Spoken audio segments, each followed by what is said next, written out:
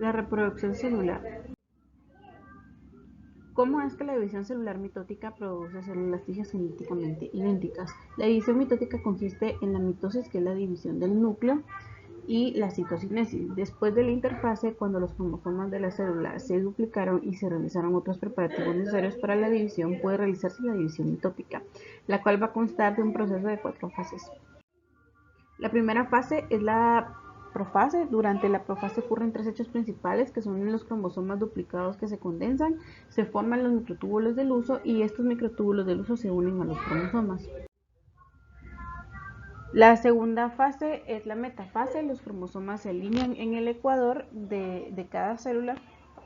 Al final de la metafase, los 2 cinetocoros de cada cromosoma duplicado se van a conectar a los microtúbulos del uso, que conducen a los polos opuestos de la célula. Como resultado, cada cromosoma duplicado está conectado a los 2 polos del uso durante la metafase, que es la etapa media. Los 2 cinetocoros de un cromosoma duplicado emprenden un juego de estira y afloja, que los microtúbulos se alargan y se acortan hasta que todos los cromosomas se alineen a lo largo del ecuador de la célula, con cada cinetocoro orientado hacia uno de los polos. Durante la anafase, las cromátides hermanas se separan y son atraídas entre sí y los polos opuestos de la célula. Esta es la fase número 3.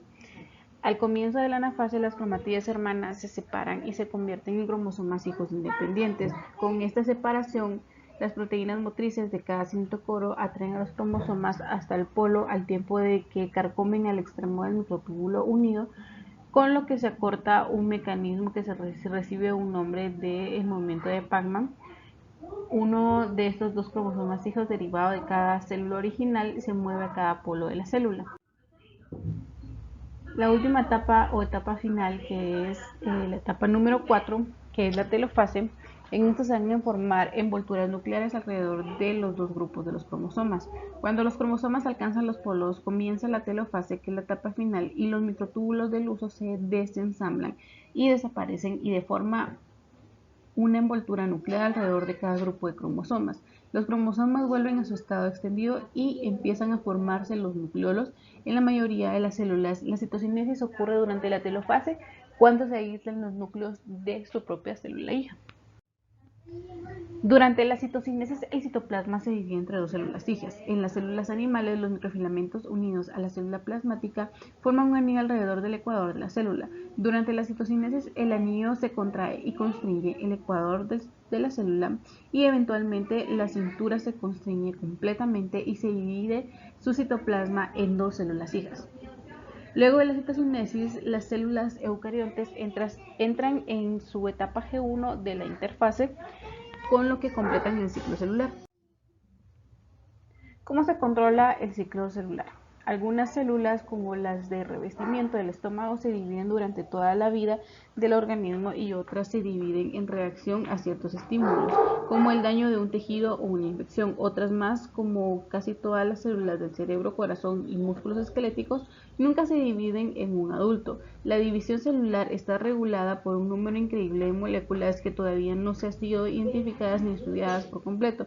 No obstante, algunos principios genéticos se aplican a los ciclos celulares de la mayor parte de las células eucariontas. Las actividades de enzimas específicas impulsan el ciclo celular.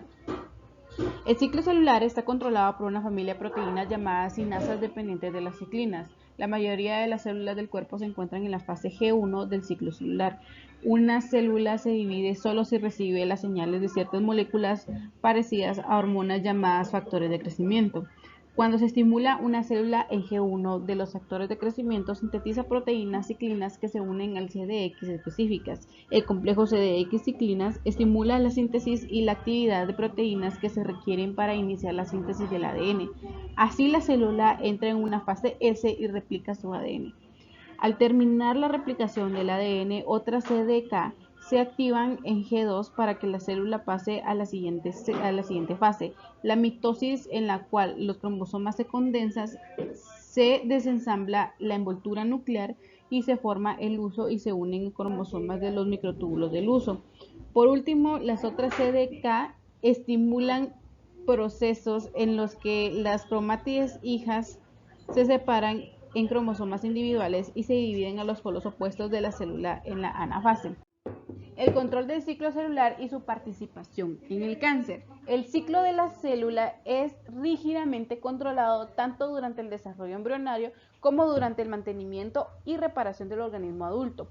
La sucesión del ciclo celular está regulada principalmente por dos procesos interactuantes.